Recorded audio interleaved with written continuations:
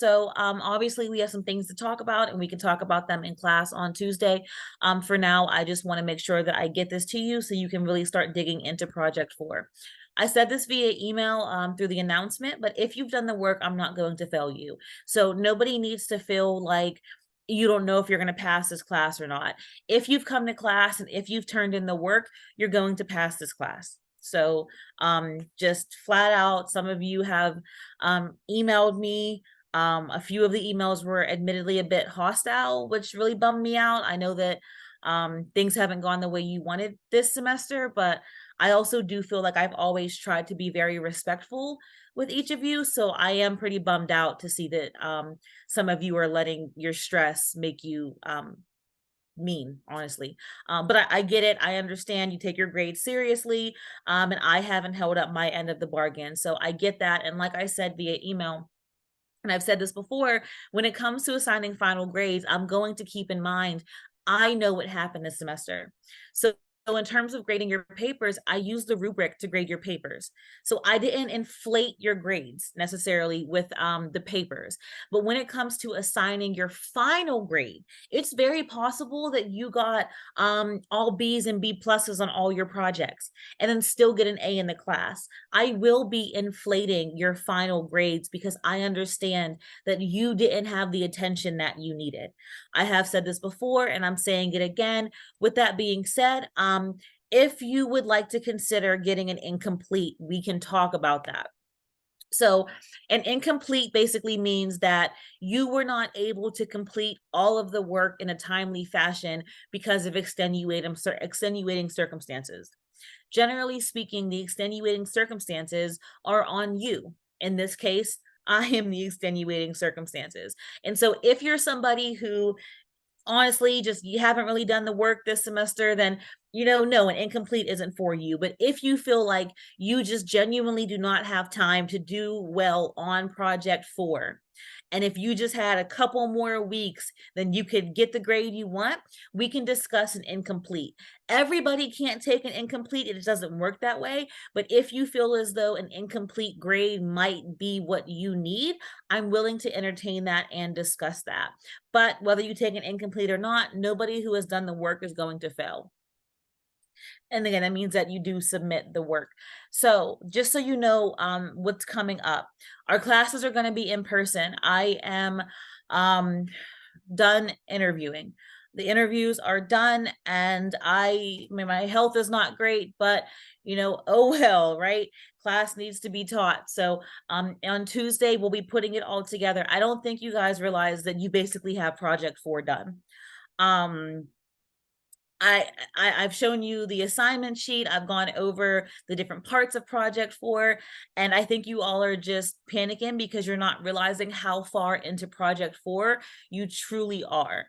You really have a lot of it done already.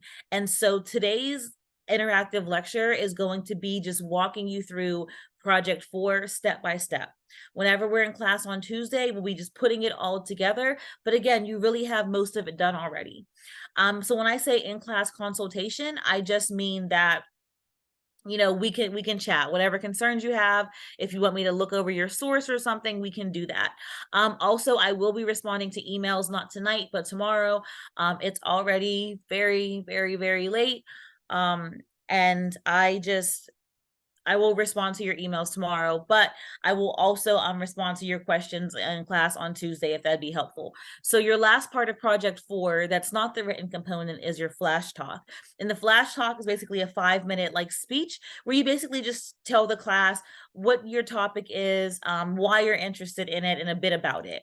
And so you've already done this casually and informally throughout the semester. I've heard you guys talking to each other about your topics. And so your flash talk, you're not going to have slides. It's not a formal presentation. It's just a 5-minute, explanation of what your topic is. And that'll be the last 2 weeks of class.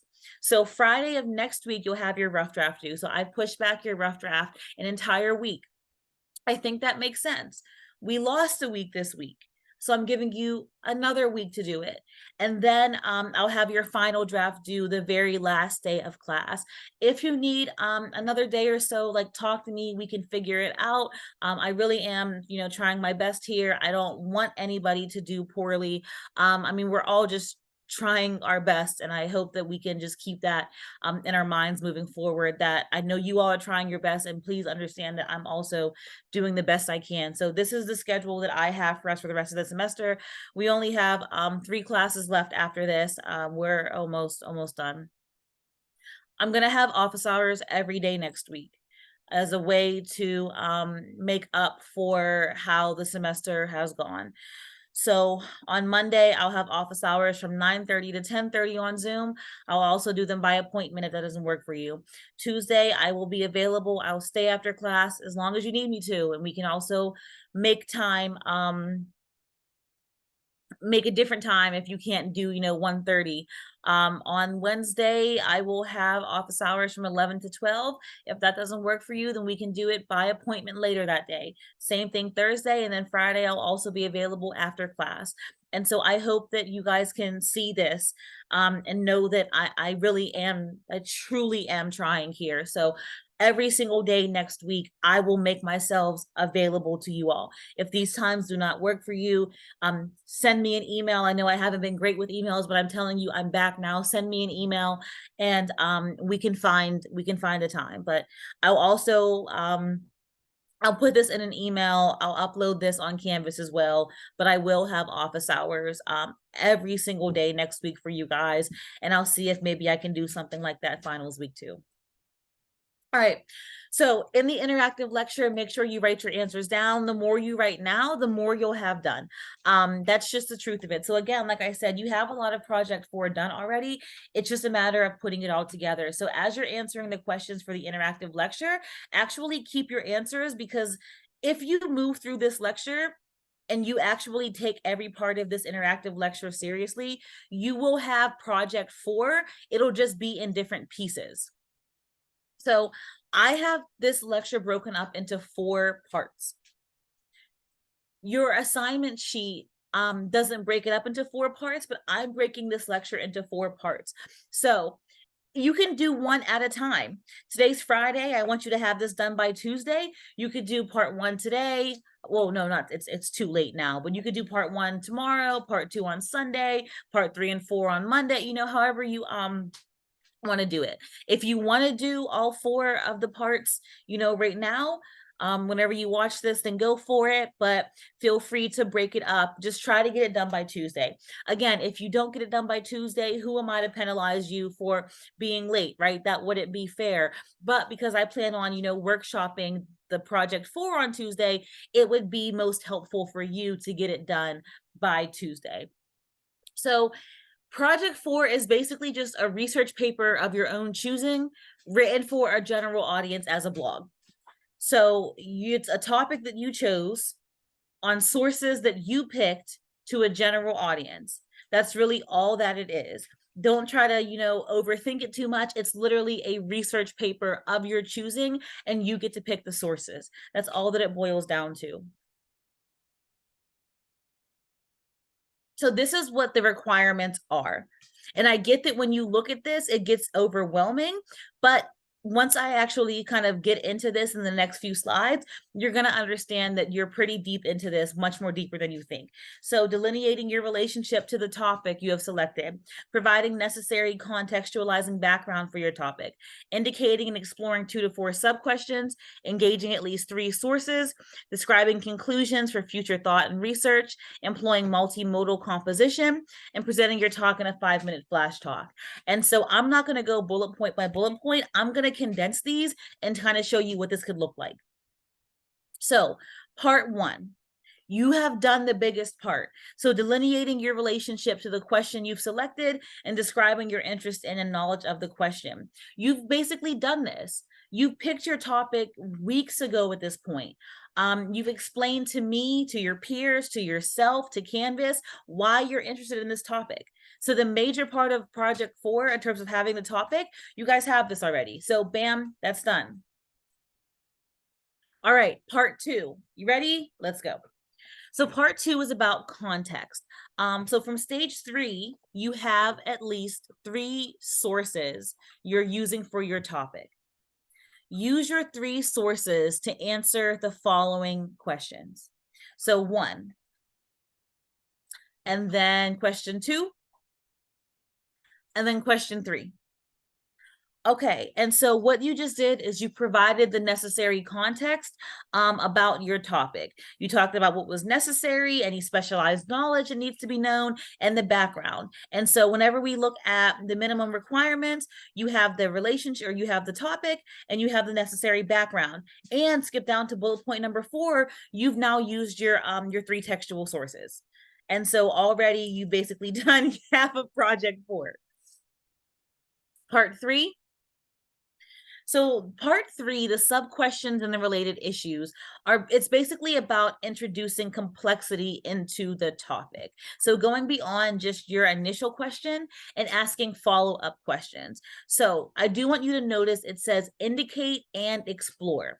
So you're going to point out some sub questions or related questions, and you're going to also explore them. For this interactive lecture, I'll only make you indicate them, but keep in mind, if you indicate and explore at this point, then that's going to be something else you already have done come next Friday, come the 12th. So question 1, does your question have a clear-cut yes or no answer?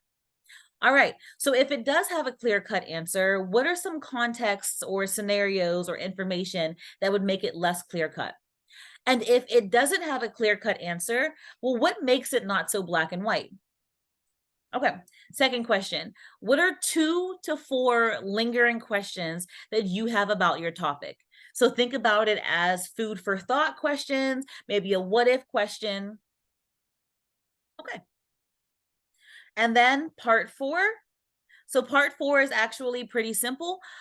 Your final draft of project 4 will be created in an online format, and you'll have to have at least 3 non-textual modes of communication as part of your composition process. So multimodal just means if one mode is writing, multimodal means it has to be writing and something else. So at least 3 non-textual modes of communication. That could be pictures, a short video, so a trailer or a YouTube video, not an entire documentary. Because remember, this is for a general audience. So you don't want to post the link to an entire movie, because that's not really how it works whenever you're pitching a blog to a general audience. So a picture, a short video, a trailer, or a YouTube video, something like that. You could do an audio, so a poem, for example, graphs, maps, etc. So go ahead and upload, or if you can't upload yet, you can just describe. Upload or describe at least 2, ideally 3 if you have them now, non-textual modes of communication. Okay, so that is really it. That's it. And again, you might say, okay, I have all these parts, but I don't know how they go together. That's what we're going to do in class on Tuesday. So let's again go over, this is everything you have to do to get an A in this paper. So the first part, your relationship to the question and topic. You've done that weeks ago. You're contextualizing background information. You've done that with your sources already. You did that with your first source a bit in project 3. And then earlier today in part 1 of today's lecture, you've done that. Indicate and explore 2 to 4 sub-questions. You've now done that. Engage and cite at least 3 textual sources. You've now done that.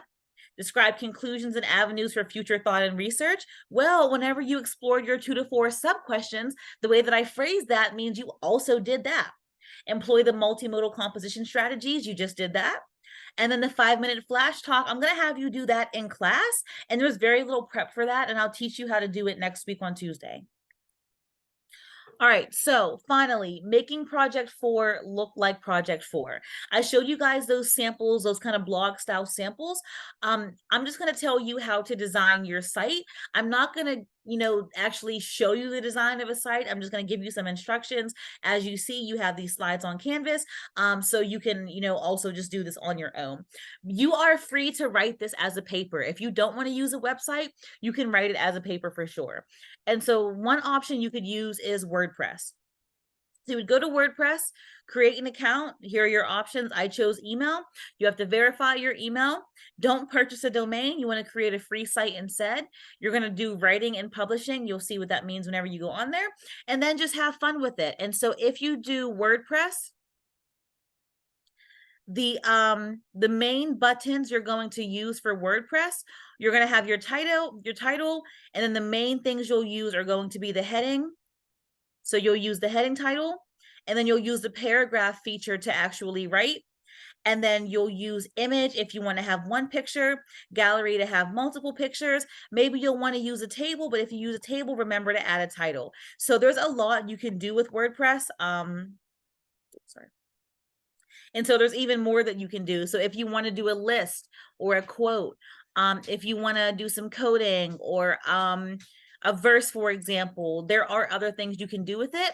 The main things you'll have to use if you use WordPress, you're going to be using the headings, the writing or the paragraph for writing, and then the pictures. But again, you can also use videos if you want to, etc.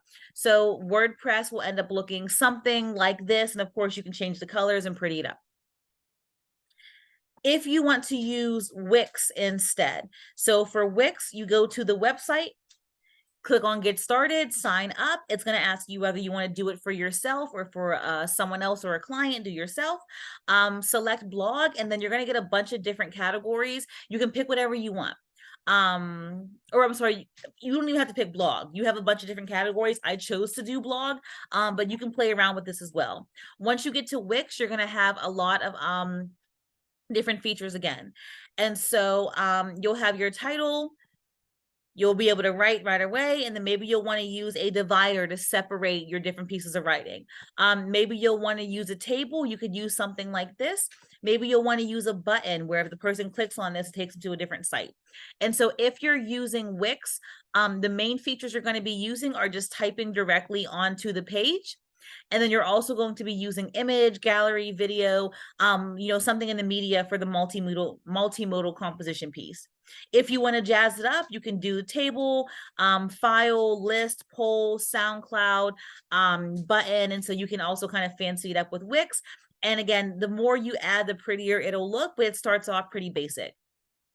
And then finally, Adobe Creative Cloud. So I'm not going to really show you how this looks because this is the one I showed you in class. So all the examples I gave you in class were taken from Adobe Creative Cloud. And you have this. Do not, if you go to do this just like from the website, just type in Adobe Express or whatever, it's going to charge you money. But Rutgers actually pays for this license. The way that you can get the license for free through Rutgers, you're going to click on Adobe Creative Cloud. Get Adobe Creative Cloud, use a step-by-step guide in the service activation page. You'll log in with your Rutgers information, activate the service, go back to the website. You'll go to all apps, use Adobe Express, and then play around. I played around with the class project and report feature, but you can do it however you want. So those are your options. If you have another site you want to use, I'm totally open. But again, regular essay format is fine. If you are like, maybe you just, you wish that you could pretty it up, but with the way that the semester went, you don't have time, and you're like, you know what, professor, I don't have it to do. I'm just going to write a paper and put a couple pictures in there. You don't have to fancy it up, but if you want to make it look more appealing, or maybe that'll make it feel more fun for you, those are some ways you can do it.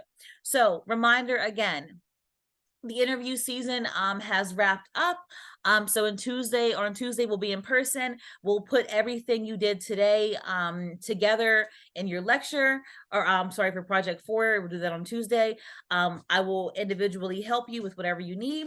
We will review flash talks, and you'll do your flash talks in class on Friday the 8th and the last day of class on Tuesday the 12th. Your rough draft is now pushed back an entire week to the 8th of next week, and your final draft will be due on the very last day of class. Again, I will be getting back to emails tomorrow, which is Saturday.